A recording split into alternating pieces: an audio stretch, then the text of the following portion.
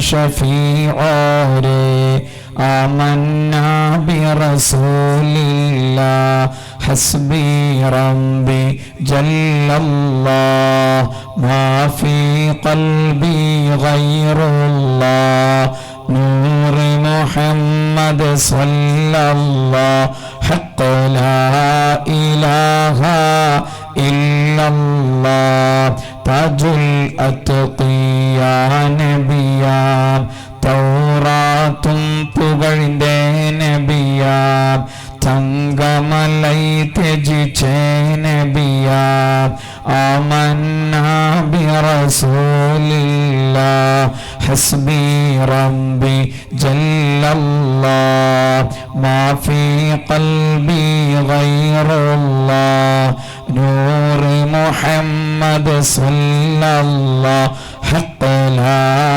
إله إلا الله أحد فرد سبحانه N പിഴ പോക്കുക റഹ്മാനേ N കൊതി തീർക്കുക മന്നാനേ ആമന്നാ ബിറസൂലില്ലാഹ് ഹസ്ബി റബ്ബി ജല്ലല്ലാഹ് മാ ഫീ ഖൽബി ഗൈറുല്ലാഹ് നൂർ മുഹമ്മദ് സല്ലല്ലാഹു حق لا إله إلا الله അല്ലാഹു സുബ്ഹാനഹു വ തആല സ്വലാത്ത് വാർഷികത്തോടനുബന്ധിച്ച് വലിയ ഉലമാഇനെയും മുഅ്മിനീങ്ങളെയും ഒരുമിച്ച് കൂട്ടി സംഘടിപ്പിച്ചിരിക്കുന്ന അഭിവന്ദ്യവേദി ഇരു ലോകത്തും ഉപകരിക്കുന്ന വലിയ വേദിയായി അനുഗ്രഹിക്കട്ടെ. ഇതുവഴി ഈമാനിന്റെ കനവും ഇസ്ലാമിന്റെ ബലവും ആത്മീയമായ പുരോഗതിയും നമുക്കെല്ലാവർക്കും അല്ലാഹു സുബ്ഹാനഹു വ തആല പ്രദാനം ചെയ്യട്ടെ. വിട പറഞ്ഞവർക്ക് ഖബറുകളിൽ വലിയ സന്തോഷവും, രോഗബാധിതർക്ക് പരിപൂർണമായ ശമനവും, പ്രശ്നബാധിതർക്ക് സമ്പൂർണമായ റാഹത്തും ഈ അത്യുന്നതമായ വേദി വഴി അല്ലാഹു സുബ്ഹാനഹു വ തആല പ്രദാനം ചെയ്യട്ടെ. വർഷങ്ങളായി നടന്നുകൊണ്ടിരിക്കുന്ന സ്വലാത്ത് സദസ്സിന്റെ ഒരു വാർഷിക വേദിയിലാണ് നമ്മൾ എല്ലാവരും സംഗമിച്ചിരിക്കുന്നത്. നമ്മുടെ ജീവിതത്തിലെ രണ്ട് പ്രധാനപ്പെട്ട ചിന്തകളാണ്, രണ്ട് പ്രധാനപ്പെട്ട ആനന്ദങ്ങളാണ്, രണ്ട് പ്രധാനപ്പെട്ട സന്തോഷങ്ങളാണ്. ഖാളി ഇയാദ് റളിയല്ലാഹു അൻഹു പറഞ്ഞതുപോലെ വമിമ്മാ സാദനി ശറഫൻ വതൈഹ വകിത്തു ബിഅഖ്മുസയ്യ അതഉസുറയ്യ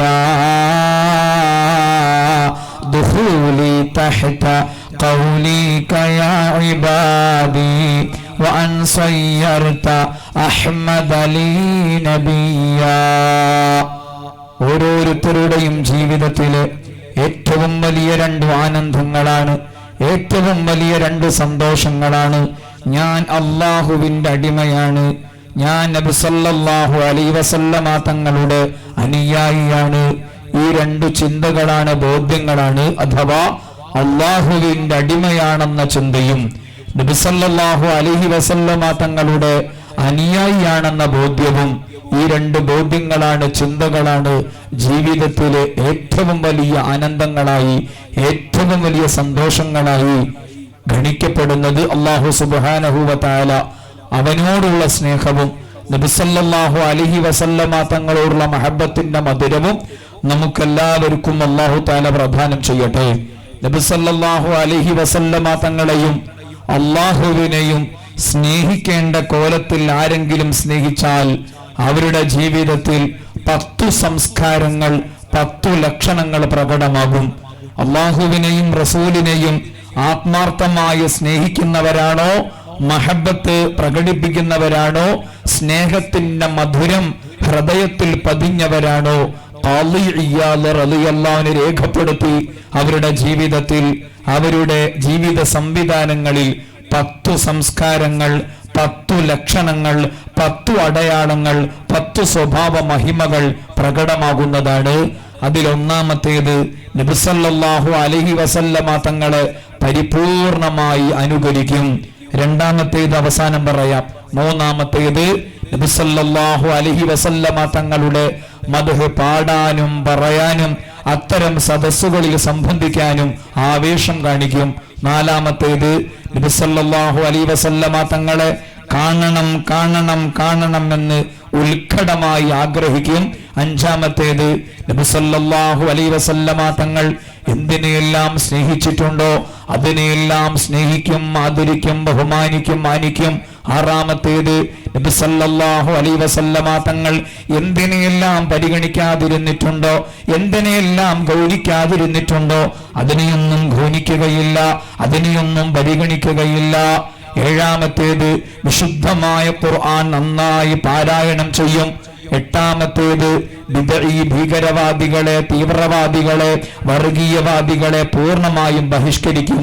ഒൻപതാമത്തേത്, ദീനിന് നിരക്കാത്ത തിന്മകൾ, തെറ്റുകുറ്റങ്ങൾ കാണുമ്പോൾ ഒരു വിഷമം, ഒരു സങ്കടമുണ്ടാകും. പത്താമത്തേത്, ഞാൻ ഒഴികെയുള്ള മനുഷ്യ ജന്മങ്ങളും ലോകത്തിന്റെ ദിഗന്ധങ്ങളിൽ ജീവിക്കുന്നു, താമസിക്കുന്നു എന്ന മാനവിക ബോധ തലത്തിലേക്ക് അവന്റെ മനസ്സ് വിശാലമാകുന്നതാണ്. 10 ലക്ഷണങ്ങളിൽ രണ്ടാമത്തേതാണ് നബി സല്ലല്ലാഹു അലൈഹി വസല്ലമ തങ്ങളുടെ പേരിലുള്ള സ്വലാത്തിന്റെ നിർവഹണം.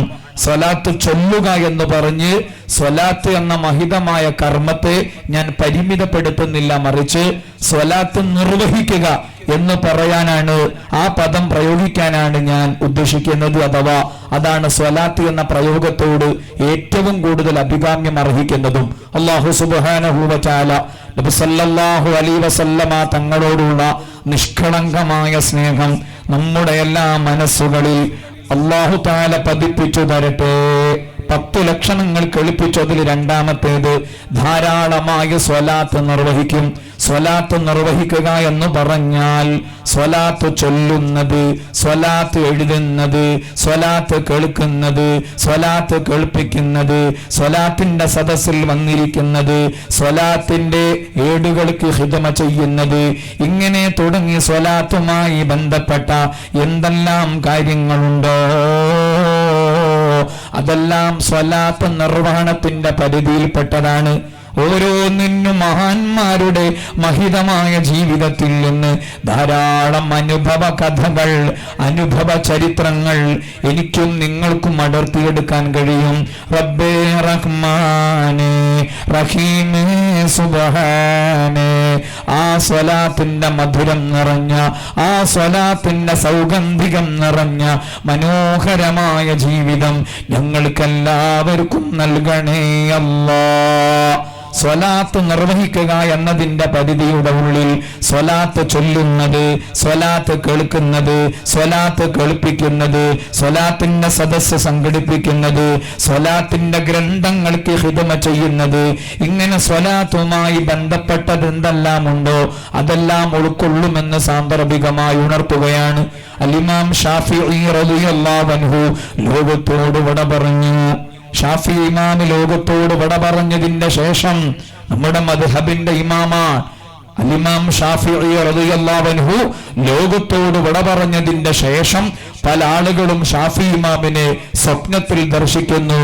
മനോഹരമായ കൊട്ടാരത്തിന്റെ അകത്തളത്തിൽ ഗാംഭീര്യമുള്ള സിംഹാസനത്തിൽ അവരോധിതരായി വലിയ ഗാംഭീര്യത്തോടുകൂടി ഇരിക്കുന്ന രൂപത്തിലാണ് അൽ-ഇമാം ഷാഫിഈ റളിയല്ലാഹു അൻഹുവിനെ ശിഷ്യഗണങ്ങൾ കാണുന്നത്.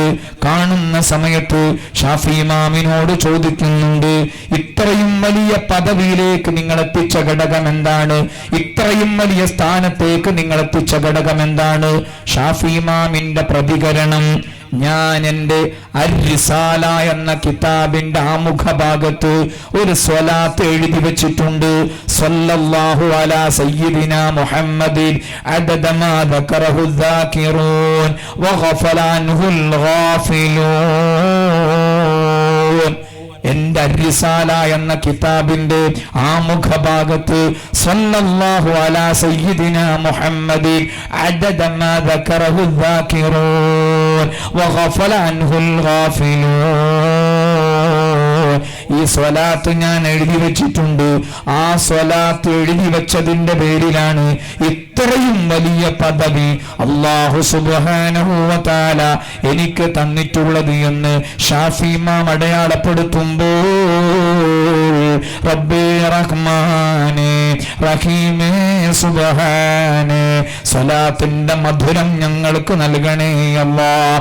അതുപോലെ അൽ-ഇമാം മിസ്തഹു സൂഫി റളിയല്ലാഹു അൻഹു ഹദീസ് പഠിക്കാൻ വലിയ താല്പര്യം കാണിച്ചിരുന്ന ഹദീസ് പണ്ഡിതന്മാരെ നിരന്തരം സമീപിച്ചിരുന്ന മഹാപണ്ഡിതനായിരുന്നു, സൂഫി വര്യനായിരുന്നു അൽ-ഇമാം മിസ്തഹു സൂഫി റളിയല്ലാഹു അൻഹു. അദ്ദേഹം ലോകത്തോട് വിട പറഞ്ഞപ്പോഴും അദ്ദേഹത്തിന്റെ മെഹബൂബിങ്ങൾ അദ്ദേഹത്തെ സ്വപ്നത്തിൽ കാണുന്നു.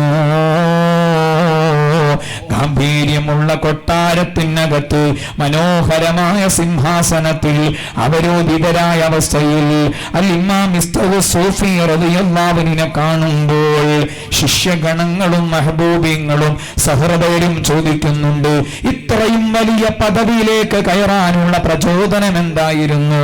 ഇത്രയും വലിയ സ്ഥാനമാനങ്ങൾ കീഴടക്കാനുള്ള പ്രചോദനം എന്തായിരുന്നു? അൽ-ഇമാം മിസ്തഹു സൂഫി റളിയല്ലാഹു അൻഹുവിന്റെ പ്രതികരണം, അല്ലയോ മുഅ്മിനീങ്ങളെ മുഅ്മിനാത്തുകളെ, മനസ്സിൽ കുറിച്ചിട്ടുള്ളൂ. അദ്ദേഹത്തിന്റെ പ്രതികരണം ഇതാണ്, ഞാൻ ഹദീസ് പണ്ഡിതന്മാരെ എല്ലാം സമീപിക്കാറുണ്ട്.